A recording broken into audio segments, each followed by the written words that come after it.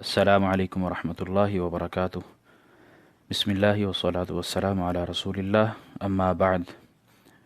ریاض الصالحین کا پہلا باب باب الاخلاص چل رہا ہے۔ آج ہم اس کی حدیث نمبر 10 پڑھیں گے انشاءاللہ۔ وعن ابی ہریرہ رضی اللہ عنہ قال قال رسول اللہ صلی اللہ علیہ وسلم، سیدنا ابو ہریرہ رضی اللہ تعالیٰ عنہ فرماتے ہیں کہ رسول اللہ صلی اللہ علیہ وسلم نے کہا، صلاۃ الرجل فی جماعت، ایک آدمی کی نماز، ایک شخص کی نماز جماعت کے ساتھ، تزید علی صلاتہ فی سوقہ و بیتہ بضع و عشرین درجہ،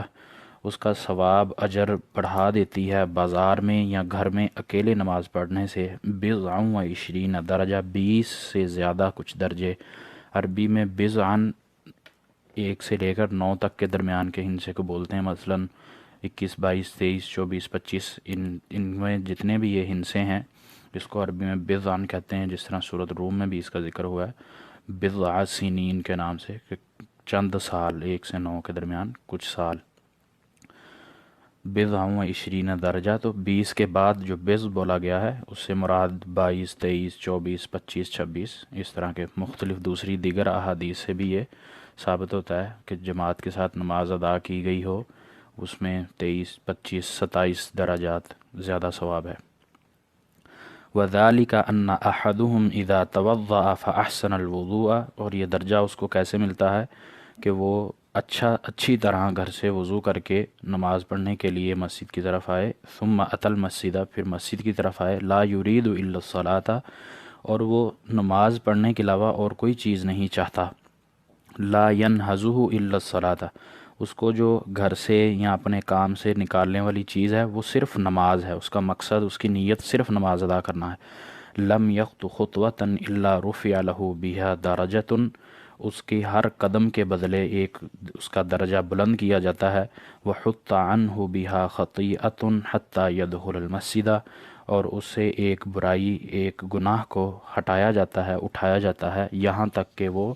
مسجد میں داخل ہو جائے۔ فَإِذَا دَخَلَ الْمَسْجِدَ كَانَ فِي الصَّلَاةِ، اور جب وہ مسجد میں داخل ہو جاتا ہے اور داخل ہونے کے بعد نماز شروع کر دیتا ہے، مَا كَانَتِ الصَّلَاةُ هِيَ تَحْبِسُهُ، اور جب تک وہ نماز میں رہتا ہے یا اس کو نماز اپنے ساتھ مشغول رکھتی ہے، نماز میں وہ مصروف رہتا ہے، تو اس کا وہ تمام وقت نماز کی ہی حالت میں گزرتا ہے۔ مثلاً اس کا معنی یہ ہوگا کہ اگر انسان اذان کے بعد مسجد میں داخل ہوتا ہے یا اذان سے پہلے داخل ہوتا ہے اور تحیۃ المسجد پڑھ کر تحیۃ المسجد 2 رکعتیں ادا کر کے بیٹھ جاتا ہے اور وہ انتظار کرتا ہے جماعت کھڑی ہونے کا، جماعت کے وقت کا انتظار کرتا ہے، تو اس وقت کا جو اس کا انتظار ہے وہ سارا اسی طرح ہی شمار ہوگا جس طرح وہ نماز میں ہی اس نے وقت وہ گزارا، نفل پڑھتا رہا، نماز پڑھتا رہا یا دعا کرتا رہا، اس میں وہ اس کا وقت شمار کیا جائے گا۔ وَالْمَلَائِكَةُ يُصَلُّونَ عَلَىٰ أَحَدِكُمْ مَا دَامَ فِي مَجْلِسِهِ الَّذِي صَلَّىٰ فِيهِ، اور فرشتے اس پر، اس کے لیے بخشش کی دعا کرتے رہیں گے، رحمت کی دعا کرتے رہتے ہیں جب تک کہ وہ اسی مجلس میں بیٹھا رہتا ہے جس میں اس نے نماز پڑھی۔ اس سے مراد یہ ہے کہ نماز، فرض نماز سے سلام پھیرتا ہے تو وہ ذکر اذکار کرتا ہے، دعا کرتا ہے، مغفرت طلب کرتا ہے، تو جب تک وہ اپنی جگہ پر بیٹھا رہے گا یا مسجد میں رہے گا تو فرشتے اس کے لیے دعا کرتے رہتے ہیں۔ اور فرشتے کہتے کہ ہیں، یقولون اللہم اغفر اللہ، اللہم ارحمہ، اے اللہ اس پر رحم کر، اللہم اغفر لہ، اللہ اس کی مغفرت کر دے، اللہم تب علیہ، اللہ اس سے رجوع کر لے یا اس کے گناہ معاف کر دے، اس کی توبہ قبول کر لے، ما لم یؤذ فیہ، جب تک، اور یہ دعا فرشتے اس وقت تک کرتے رہتے ہیں جب تک وہ کسی کو نقصان نہیں پہنچاتا یا کسی کو وہ ایذا نہیں دیتا، کسی سے جھگڑتا یا کچھ تلخ بات نہیں کرتا، اس وقت تک فرشتے یہ دعا کرتے رہتے ہیں۔ ما لم یحدث فیہ، یا اس وقت تک جب اس کا وضو نہیں ٹوٹ جاتا۔ متفق علیہ، یہ روایت بخاری اور مسلم کی ہے۔ ریاض الصالحین کی اس حدیث سے ہمیں، جو بخاری مسلم کی روایت ہے، سیدنا ابو ہریرہ نے روایت کی ہے، نبی علیہ الصلاۃ والسلام کی اس حدیث سے ہمیں کافی ساری چیزوں کا درس ملتا ہے۔ سب سے پہلے یہ کہ انسان کی نیت خالص ہونی چاہیے، وہ نماز ادا کرنے کے لیے نکلتا ہے، گھر سے وضو کر کے نکلتا ہے، گھر سے وضو کرنے کا الگ ثواب ہے، پھر وہ جتنا راستے میں چل کر جاتا ہے اس کی نیت خالص اللہ کے لیے ہے اور صرف دل میں یہی ہے کہ میں مسجد میں نماز پڑھنے کے لیے جا رہا ہوں، تو اس کو اس چیز کا ثواب ملتا ہے، ایک قدم کے بدلے اس کا کو نیکی ملتی ہے، اس کے درجات بلند کیے جاتے ہیں، اور اسی کے ساتھ ساتھ صرف نیکی ہی نہیں دی جاتی بلکہ اس کا ایک گناہ بھی مٹایا جاتا ہے، اس سے جو غلطی سرزد ہوئی ہوتی ہے وہ بھی اسے اٹھائی جاتی ہے۔ اسی طرح دوسرا مسئلہ جو ہمیں اس حدیث سے ملتا ہے وہ یہ ہے کہ نماز با جماعت سے سستی کرنا منع ہے۔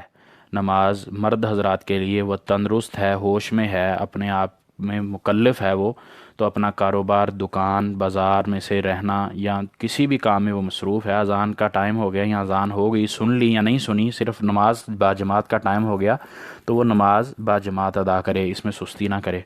تیسری چیز جو ہمیں اس سے ملتی ہے وہ یہ کہ اگر انسان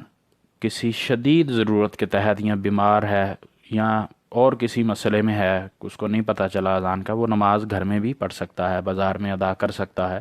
نماز، لیکن اس کا کیا ہے، اس کو وہ جو درجات مل رہے ہیں جماعت کے ساتھ نماز پڑھنے کے، وہ 23 ہیں، 25 ہیں یا 27 ہیں، جتنے بھی وہ درجات ہیں، اس کو جو درجات ملنے ہیں وہ درجات اس کو نہیں ملیں گے۔ البتہ ایسا نہیں ہے کہ اس کی نماز قبول نہیں ہوگی، نماز اس کی درست ہے انشاءاللہ اللہ کے ہاں، لیکن وہ ان درجات سے محروم رہے گا۔ جو با جماعت نماز کی فضیلت پائی جاتی ہے وہ نہیں اسے ملے گی۔ اسی طرح سب اعمال سے بہتر عمل جو ہے وہ نماز کا ہے، نماز کے بارے میں سوال کیا جائے گا اللہ تعالیٰ کے ہاں، تو نماز کی جب اس کو فکر ہوگی تو اس کی فضیلت یہ کہ اس کے لیے فرشتے بھی دعا کرتے ہیں۔ اسی طرح وہ خود اپنے لیے مغفرت طلب کرتا ہے تو اللہ تعالیٰ فرشتوں کو بھی مقرر کر دیتا ہے کہ اس بندے کے لیے مغفرت کی دعا طلب کی جائے۔ اسی طرح اللہ تعالیٰ اس کے پر رحمت بھی فرماتے ہیں اور مغفرت بھی اس کو دیتے ہیں، اس کے گناہ ختم کرتے ہیں۔ پھر اس حدیث سے ایک اور مسئلہ جو ہمیں سمجھ میں آتا ہے وہ یہ کہ کسی مسلمان کو تکلیف نہیں پہنچانی، خواہ یہ مسجد ہو یا مسجد کے باہر ہو، کسی بھی جگہ پر ہو، مسلمان کو اپنی زبان سے، اپنے ہاتھ سے، اپنے کسی کام سے، عمل سے کسی قسم کی تکلیف نہ دے۔ اگر وہ مسجد میں ہے، نماز کے انتظار میں ہے، وہ جہاں اتنی ساری نیکیاں پا رہا ہے، اور اگر وہ کسی مسلمان کو اذیت دے دیتا ہے، کسی کے ساتھ جھگڑ جاتا ہے، ڈانٹتا ہے، کسی سے الجھتا ہے، تو وہ فرشتوں کی دعا سے محروم ہو جاتا ہے۔ جو فرشتے اللہ نے اس کے لیے مقرر کیے ہیں دعا کرنے کے لیے، اس کی مغفرت طلب کرنے کے لیے، اس کو محرومی مل جاتی ہے اس طرح کرنے سے، کسی کو تکلیف پہنچانے سے۔ تو اس طرح بھی ہمیں نہیں کرنا چاہیے، اس میں خاص احتیاط کرنی چاہیے۔